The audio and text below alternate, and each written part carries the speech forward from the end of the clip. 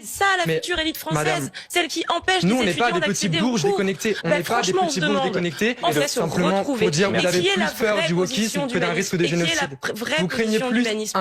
vous Mais craignez non. plus le wokisme Merci à tous les outre-Atlantique deux. que le Moi, génocide je qui est vous en dis cours de l'autre que côté de la Méditerranée.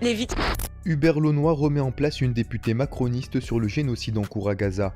L'étudiant de Sciences Po Hubert Launois était invité sur le plateau de BFM TV afin de débattre avec la députée macroniste Maude Brejon. Cette dernière accuse les étudiants qui bloquent leurs universités en soutien avec la Palestine d'être ambigus avec l'antisémitisme et de ne pas penser aux dizaines d'Israéliens détenus à Gaza. Des propos inacceptables selon l'étudiant Hubert Launois qui dénonce l'hypocrisie et la malhonnêteté de la députée macroniste qui n'a qu'un seul objectif: étouffer les massacres de l'occupation israélienne en Cisjordanie occupée et le génocide en cours à Gaza.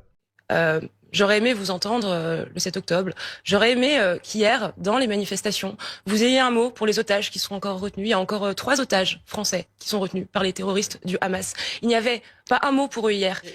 Des revendications liées au sort, et c'est tout à fait légitime, des civils dans la bande de Gaza, que concernant le sort des otages, et il y en a encore 129, dont 3 Français. Mais je comprends, et l'émotion autour de ces otages, elle est normale, c'est choquant qu'ils soient encore retenus. Maintenant, on est déjà à 33 000 victimes civiles à Gaza, dont 12 000 enfants. Il y a un massacre qui est en cours, et on peut pas rester impuissant. Et nous, évidemment, qu'on se mobilise pour dénoncer cela, et qu'on a un mouvement solidaire. Et je pense que ce combat-là, il vaut mieux que l'instrumentalisation que vous en faites, parce que les élections approchent, et pour faire plaisir à l'extrême droite. Attendez, là vous êtes en train de tout mélanger. Moi, je suis pas là pour faire plaisir à l'extrême droite. Je sais pas de quoi vous me parlez. Vous rentrez dans une rhétorique pour condamner, pour nous faire passer pour des wokistes, etc. C'est pas moi hier qui suis venu avec mon écharpe de député pour me mettre entre les étudiants et les forces de l'ordre.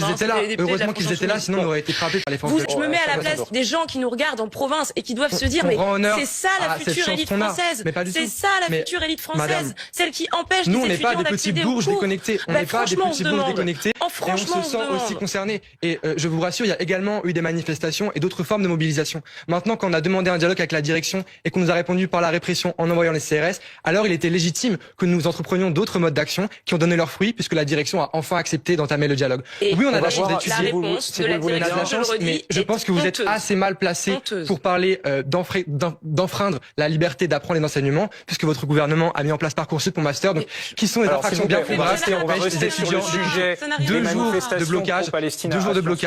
Mais ça n'a rien à voir. S'il vous plaît. Je pense que vous ne représentez pas la jeunesse française.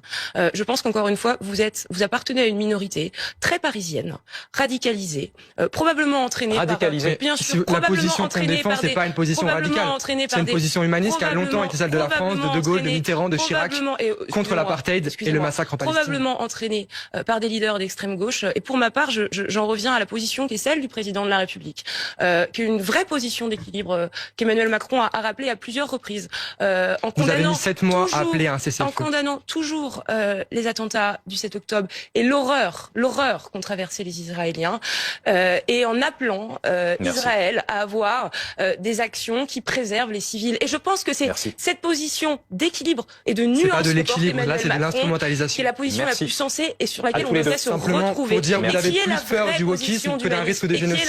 Vous craignez plus le wokisme outre-Atlantique que le génocide qui est en cours de l'autre côté de la Méditerranée. C'est vraiment inquiétant. Toutes les vies se valent. Et j'ai aussi une pensée pour ce qui s'est passé en Israël. Merci Hubert Launois, merci. Et vous, que pensez-vous de l'intervention de l'étudiant Hubert Launois face à la députée macroniste Maude Brejon? Donnez-nous votre avis en commentaire. En attendant, rejoignez-nous, soutenez l'information Break News.